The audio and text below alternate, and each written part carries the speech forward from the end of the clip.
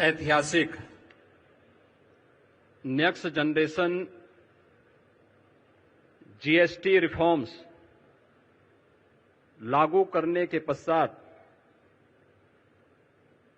प्रथम उत्तर प्रदेश आगमन पर दुनिया के सबसे लोकप्रिय राजनेता और देश के यशस्वी प्रधानमंत्री परम आदरणीय श्री नरेंद्र मोदी जी का मैं उत्तर प्रदेश के नागरिकों की ओर से हृदय से स्वागत करता हूं, अभिनंदन करता हूं। गरीब, किसान, महिला, युवा, मध्यम वर्ग, व्यापारी, लघु एवं कुटीर उद्योग सहित सभी वर्ग और समुदायों को दीपावली का ये बेहतरीन उपहार देने के लिए आदरणीय प्रधानमंत्री जी का हृदय से आभार।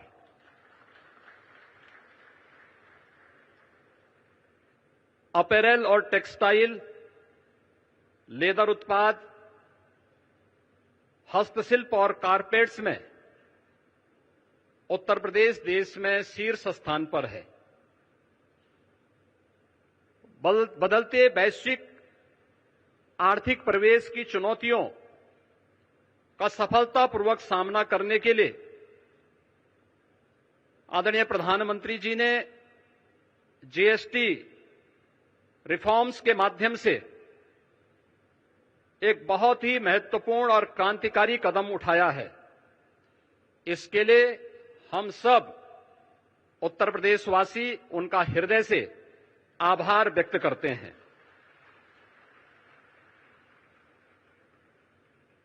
हम सब इस बात को जानते हैं कि वन नेशन वन टैक्स जुलाई 2017 में लागू हुआ था। टैक्स के अलग अलग जो रूप थे, जो न केवल एक व्यापारी को बल्कि एक उपभोक्ता को भी न केवल परेशान करते थे बल्कि भारी उलझन में डालते थे। 2017 में उठाए गए उन कदमों के उपरांत उस समय जो 4 स्लैब्स थे, उनमें मुख्य रूप से 2 स्लैब्स ही अब इस नई सुधार के अंदर जीएसटी रिफॉर्म के माध्यम से हम सबको देखने को मिलेंगे। और इसमें न केवल अर्थव्यवस्था को मजबूती मिलेगी, पिछले 4 दिनों के अंदर हम लोगों ने इस बात का एहसास किया है कि मार्केट में एक नई जीवंतता देखने को मिली है। उपभोक्ता तेजी के साथ बाजार की ओर रुख किया है। क्या गरीब, क्या किसान, क्या श्रमिक, क्या व्यापारी, हर एक तबके को जैसे एक नया जीवन दान मिला है और इससे व्यापक पैमाने पर रोजगार के सृजन के साथ साथ उत्तर प्रदेश जैसे राज्य के लिए ओडीओपी सेक्टर के हमारे उद्यमियों को तो एक प्रकार का ये नया जीवन दान प्राप्त हुआ है। मैं इसके लिए हृदय से आदरणीय प्रधानमंत्री जी का उत्तर प्रदेश के अपने सभी नागरिकों की ओर से, यहां के उद्यमियों की ओर से हृदय से आभार व्यक्त करते हुए आज के इस यूपी इंटरनेशनल ट्रेड शो के उद्घाटन के अवसर पर वे यहां पर पधारे हैं। इस अवसर पर मैं हृदय से स्वागत और अभिनंदन करता हूं। आज अंत्योदय के प्रणेता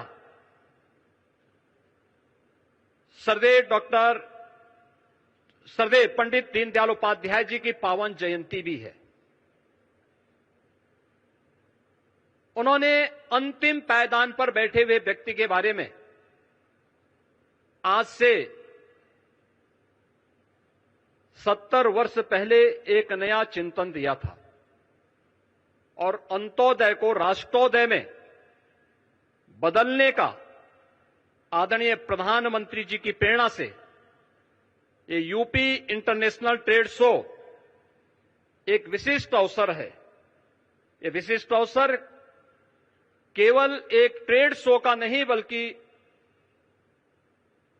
वर्तमान की उन आर्थिक चुनौतियों का सामना करने के साथ ही आत्मनिर्भर भारत के स्वदेशी मॉडल का और मेक इन इंडिया,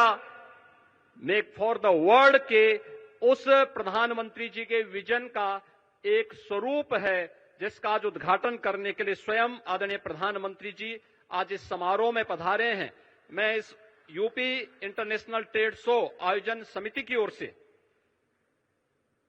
इस पूरे समारोह में उनका हृदय से स्वागत करता हूं। यूपी इंटरनेशनल ट्रेड शो का यह तीसरा संस्करण है और मुझे बताते हुए प्रसन्नता है कि इस समारोह में 80 देशों के 550 से अधिक बायर्स भी भाग ले रहे हैं और इसमें 2250 से अधिक एग्जीबिटर्स उत्तर प्रदेश के सभी 75 जनपदों से सहभागी बनकर के ब्रांड यूपी का उत्सव पिछले 8-8.5 वर्ष में आदरणीय प्रधानमंत्री जी के मार्गदर्शन में उत्तर प्रदेश में आई औद्योगिक क्रांति, परंपरागत उद्यम को फिर से दिया गया जीवन दान, उत्तर प्रदेश की समृद्ध सांस्कृतिक विरासत और सामाजिक विविधता को भी यह ट्रेड शो यहां पर प्रतिबिंबित कर रहा है।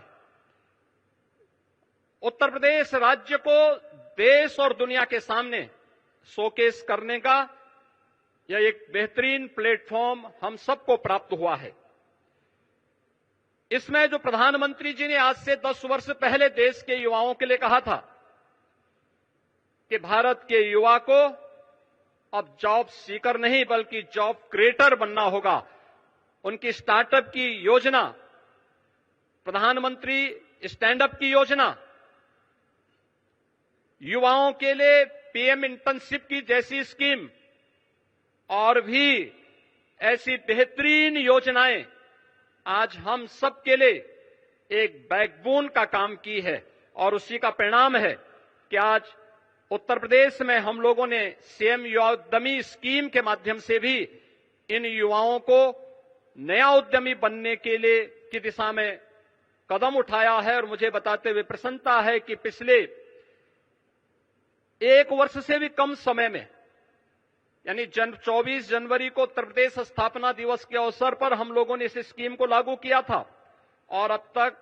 90,000 से अधिक युवा उद्यमी उत्तर प्रदेश के अंदर इस स्कीम का लाभ ले चुके हैं।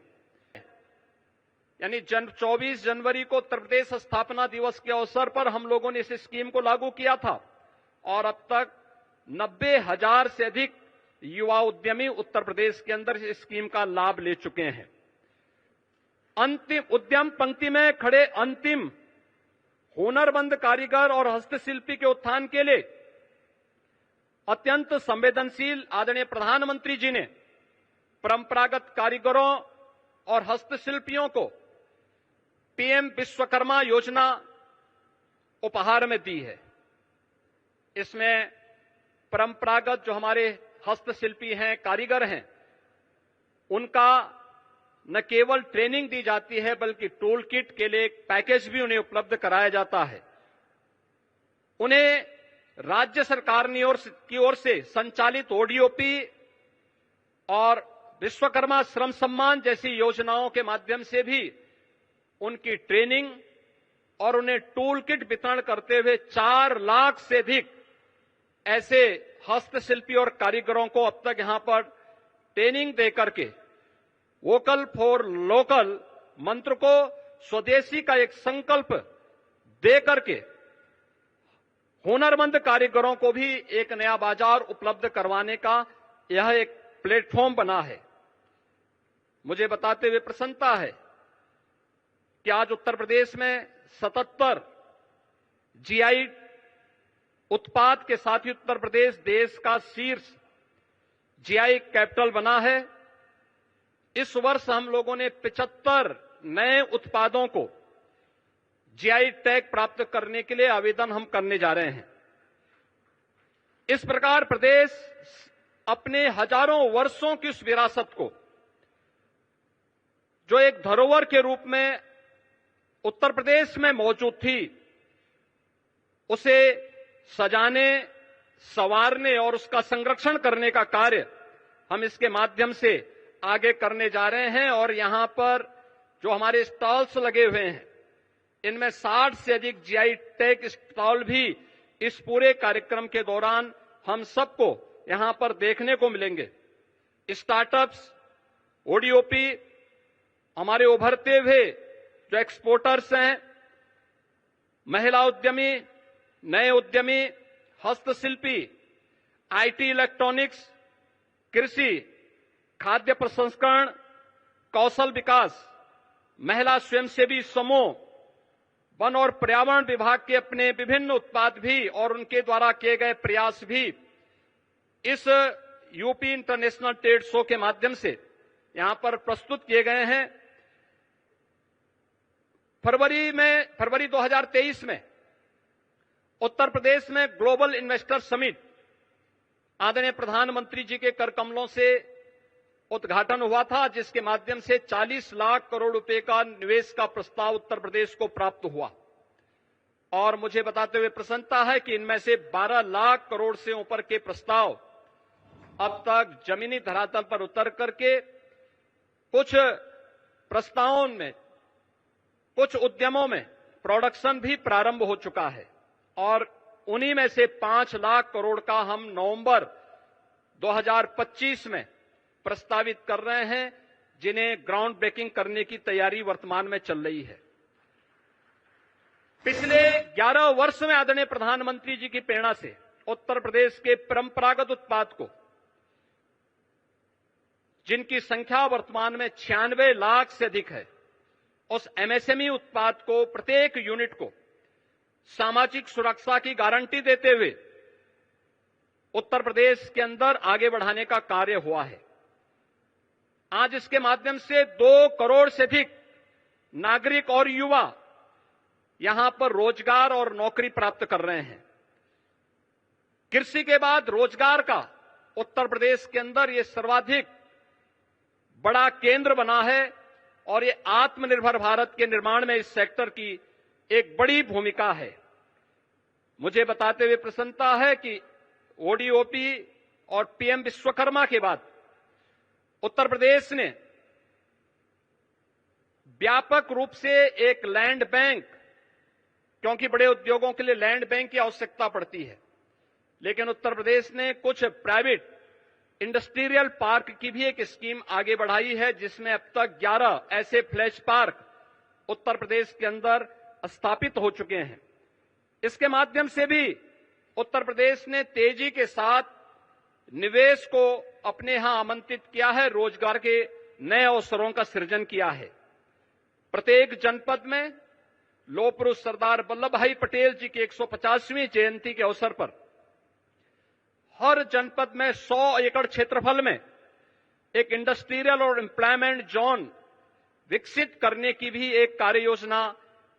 प्रदेश सरकार ने आगे बढ़ाई है। इन जोन्स में स्वरोजगार और वैश्य रोजगार से संबंधित सभी विभागों, एमएसएमई, स्किल डेवलपमेंट, खादी और ग्रामोद्योग तथा बैंकों को भी उनके कार्यालय स्थापित करने और श्रम और सेवायोजन के कार्यालय को भी यहीं पर स्थापित करने की एक योजना है। उत्तर प्रदेश का जो भी युवा उद्यमी अपना उद्यम स्थापित करना चाहता है या कोई रोजगार का इच्छुक युवा होगा, यह इंडस्ट्रियल और एम्प्लॉयमेंट जोन ही उसके स्किल डेवलपमेंट के साथ ही उसे रोजगार और उसको उद्यम स्थापित करने में वहां पर मदद देगा। आज उत्तर प्रदेश आईटी, सेमीकंडक्टर या इलेक्ट्रॉनिक्स मैन्युफैक्चरिंग का एक ग्लोबल हब बन रहा है। देश की मोबाइल फोन मैन्युफैक्चरिंग का 55% मोबाइल कंपोनेंट मैन्युफैक्चरिंग में 50% से अधिक की हिस्सेदारी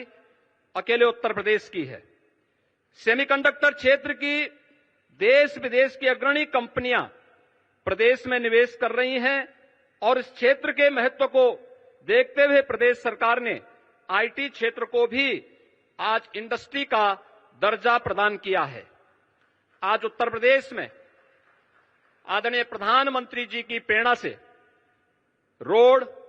एयर, रेल और वाटर कनेक्टिविटी में यह एक अग्रणीय स्थान